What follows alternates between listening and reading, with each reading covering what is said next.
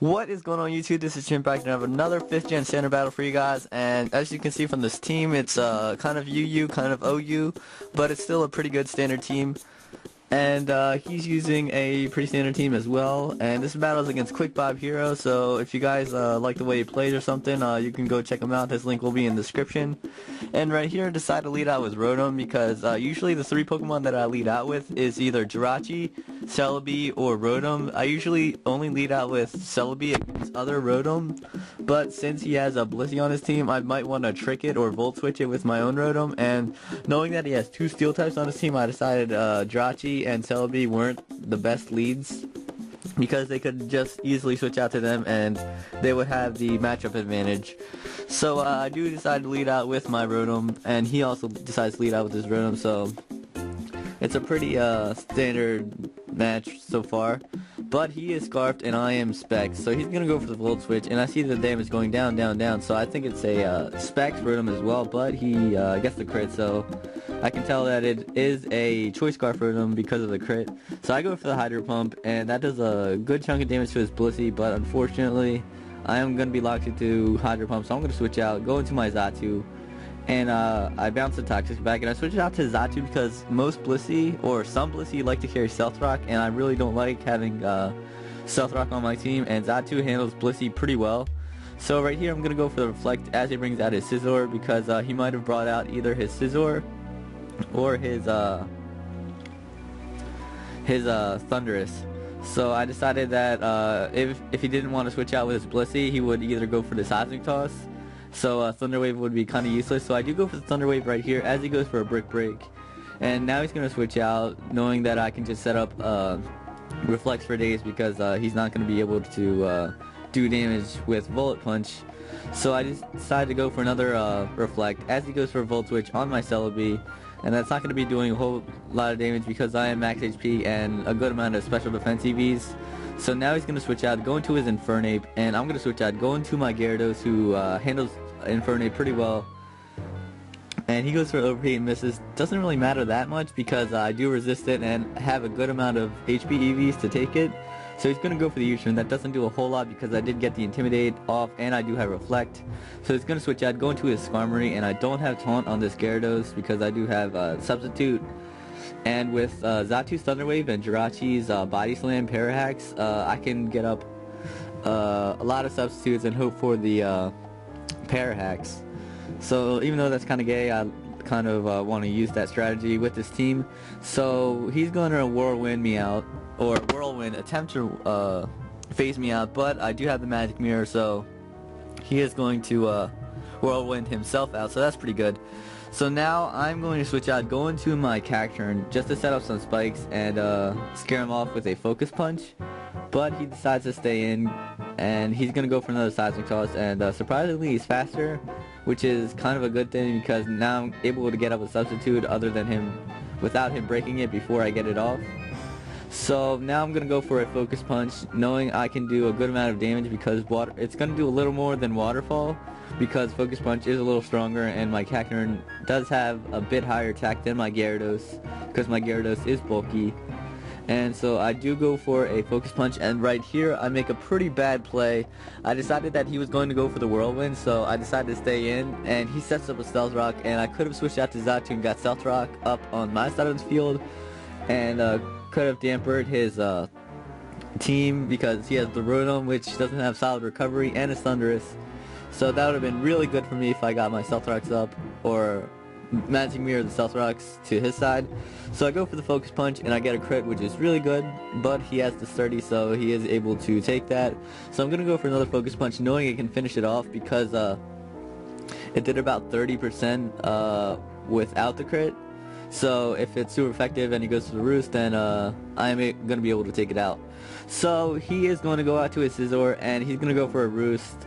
And that's kind of pointless because Focus Punch is going to be doing a little bit more than he's healing, because he is going to be healing up to full, and that means I'm just going to be able to get more and more HP every turn. So I'm going to go for another Focus Punch as he goes for a Brick Break, and after this I am going to be forced to switch out because he is going to be able to hit me with whatever move he wants, and I'm not going to try to predict and go for the Sucker Punch because that is way too risky and he could just roost up. And so right here I'm going to switch out, go into my Gyarados as he goes for the Bullet Punch right here. And Gyarados can handle Scizor pretty well, so right here I was debating whether going for the substitute because he's probably going to go out to his Rotom and his only attack that he can hit me with is going to be Volt Switch, and he's going to switch out right after. So I can just set up another substitute and he's going to be faster, but I decided to just go straight for the Waterfall, have a little bit of damage on his Rotom and then switch out. And so right here I'm going to go into my Celebi to take the Volt Switch, and pretty much the only problem this Celebi is going to have on his team, since I took out his Skarmory, is going to be his Infernape and his Scizor, but since I did get the spikes up, his Scizor isn't going to be at a lot of HP.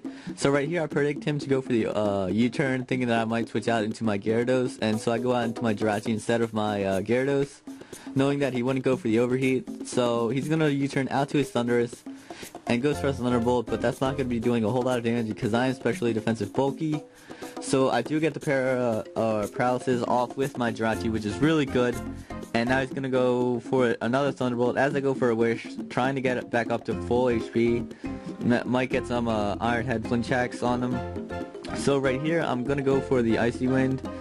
And I do carry Icy Wind pretty much for Gengars who think they're going to outspeed me, but since Jirachi hits 236 speed, it's going to be able to outspeed Gengar, and it barely outspeeds Thundurus after I get an Icy Wind off, so that is also pretty good.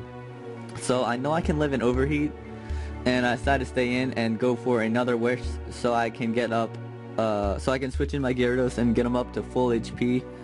And with the Intimidate and the -2 from the Overheat, this Infernape is not going to be doing a whole lot of damage to my Gyarados, but now he's in Blaze range so that his Overheat is going to be doing a bit more damage than usual. So right here I am going to go for the substitute because I predicted him to switch out, and I wanted to get some Waterfalls off and maybe even set up, since his Skarmory is dead and isn't going to be able to phase me off with the Whirlwind.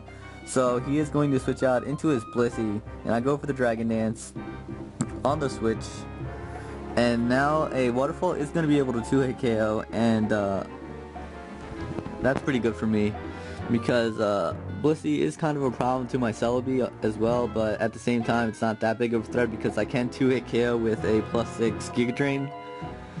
And yeah, so I do get him down pretty low. So right here I'm thinking that he's going to switch out and go into his Rotom, so I go for a substitute predicting the switch.